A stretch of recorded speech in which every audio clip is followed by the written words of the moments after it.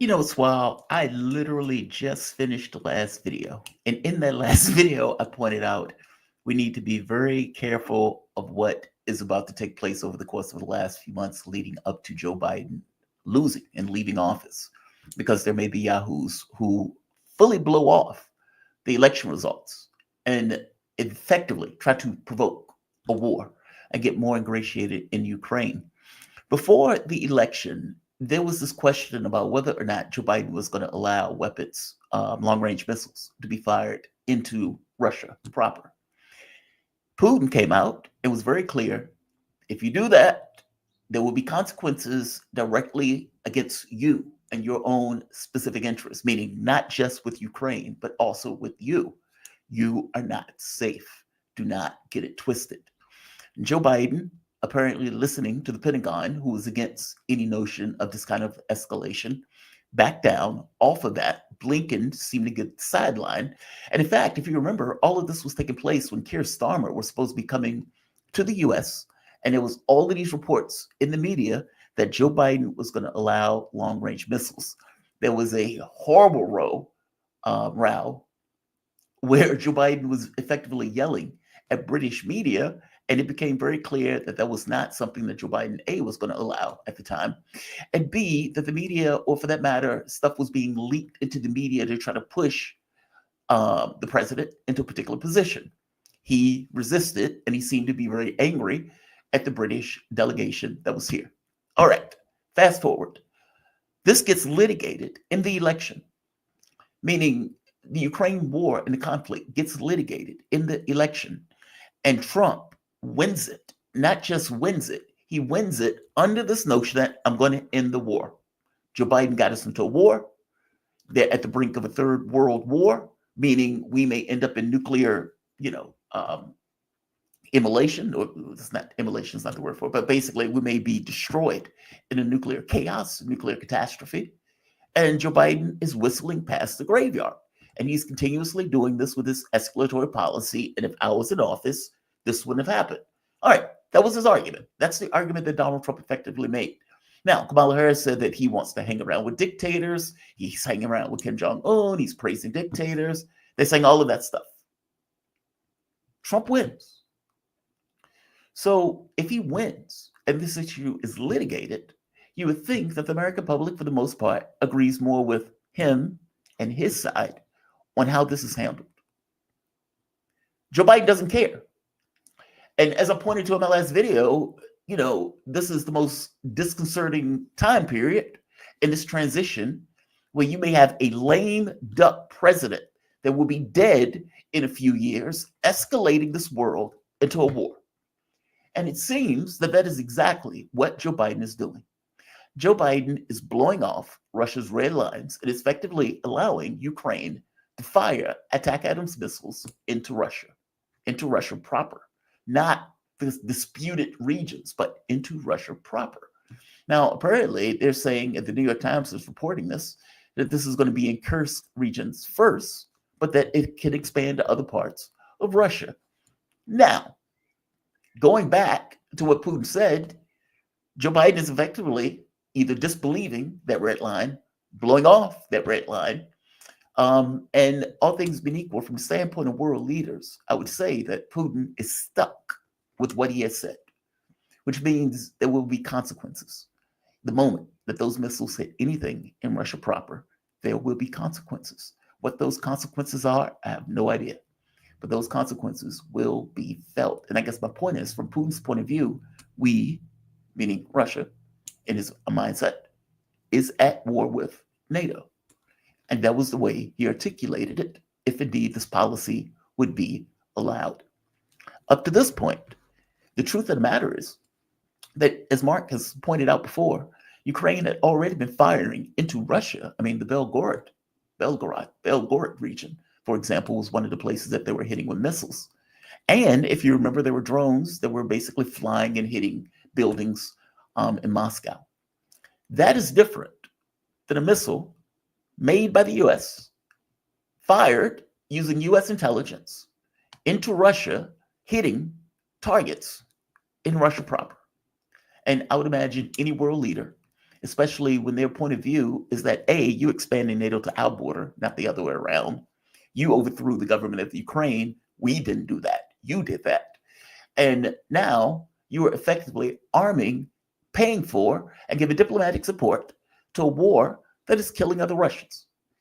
And now you are, after being very pragmatic about it, meaning talking about from Putin's side of it, and trying to avoid a war, the West has escalated into a particular position for Russia. I would imagine is probably going to look at it as they have nowhere else to go. Now, Ukraine is fundamentally losing this war. Ukraine has been lacking manpower, openly so. This is something that's even reported in the West. Lacking manpower, lacking resources, lacking materials, all of that stuff. And then the West comes out with a story and says that Russia is bringing in North Korean troops to fight on the battlefield. This is despite the fact that Russia has nearly 1 million man military at this point. But for whatever reason, they need North Korean troops. Russia was not the one with manpower issues. Ukraine has been the one with manpower issues. And yet, this canard of North Korea has been added to it. And for the longest time, there's been this question of, well, this is weird. Why are they bringing in North Korea stuff?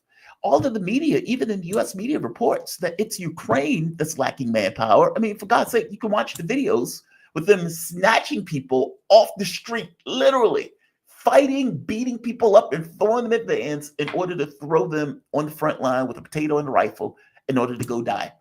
And apparently they have, a 48-hour lifespan or something like that. I forget the number, but it was some horrific lifespan number that was attached to people who were basically thrown on the front lines like that. And yet, the Western media is reporting North Korean troops as a flat fact, which is pretty astonishing considering there's nothing to show that it's true. Even in the Washington Post, in reading this story, has this astonishing line in it. The arrival of North Koreans in Kursk region in October, where Ukraine launched a surprise offensive in August, was seen as a major escalation by the West and spurred an intense effort inside the Biden administration and with allies on how to respond. So they make up a story about the North Koreans in order to use it as a justification in order to basically allow strikes into Russia. Okay, good luck with that. I would argue that you lost the election because the American public is not on board with this. And to make it even worse, as a lame duck, you drag NATO into war with Russia, because that's effectively what we're talking about. We'll see how this unfolds. But all things being equal, Russia's been pretty clear. If this is allowed, and those missiles made by NATO, fired by NATO, because again, they would have to be NATO programming in order for the missiles to even fire, which is why Russia said, well, this is NATO attacking Russia. If those missiles are hitting anything in Russian territory, all hell will break loose.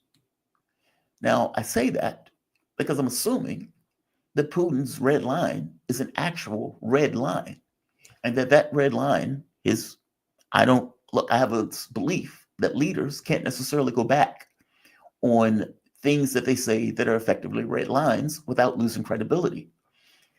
I'm assuming that a world leader on the world stage that is involved in a war of this particular nature, cannot backtrack on saying something like that.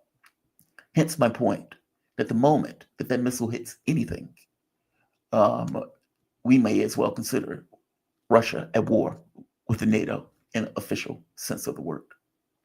I could be wrong. Maybe there is some, gray area in the statement that world leaders can find on this front. But Joe Biden is clearly escalated massively. And it's not an escalation massively because you're allowing missiles to be fired in. It's an escalation also in part because Putin has already said, if you do this, we're at war. Full stop. Now, the Biden administration has not confirmed this. Not that I've seen, at least not enough reporting on it. It's been reported in the New York Times, Washington Post, and many other outlets. Here's the thing, though. Weirdly enough, There's been a lot of stories that have been coming out recently, either in the Washington Post, the New York Times, that have reported things that weren't true. So I will wait to hear the White House confirm this. But the fact that this is being reported everywhere, the White House needs to get ahead of it if it's false. And the fact that I haven't heard anything from the White House yet, who knows? But this is dramatically bad news for anybody that believes, or at the very least wants a world that is not on the brink of hellfire. We'll see what happens. But as I pointed out in the last video, this is a dangerous time. The party in power lost. Their war is about to be brought to an end. And it seems that the Biden administration is trying to ingratiate the U.S. further into a war, despite the fact that the guy who won on a ticket of saying, I'm going to end that very same war. I would point out that this is why Democrats lose. And maybe even this is why they should have lost. It's shit like this. If you remember when the TPP was being debated about, Donald Trump was like, I'm against the TPP, I'm against it. Hillary Clinton was all for it. Obama blew off the fact that the American public was against it and was still trying to get the deal done. Hillary Clinton herself, despite the fact knowing that America was against it, was putting on the show of, yeah, I'm going to change it. I'm going to change it. But she always had every intention in the world of going back around to it, despite the fact that the overwhelming majority of the public didn't want it. Your point of view of the world lost.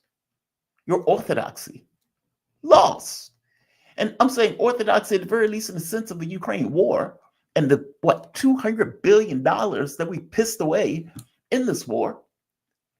And instead of acknowledging the fact that the American public is not on board for a third world war purely for your geopolitical expansionary aims, Joe Biden decides, I'm going to kick it up a notch and I'm going to go to war with Russia directly, because that is effectively what this particular policy means.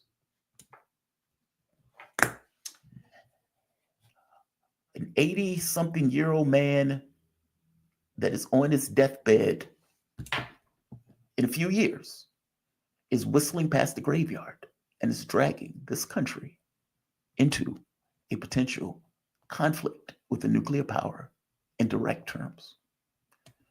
This is what this means. Now the catch becomes, what does Putin mean by his point of response?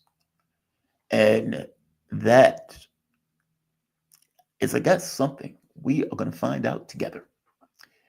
Like, share, and of course, subscribe. Thanks all.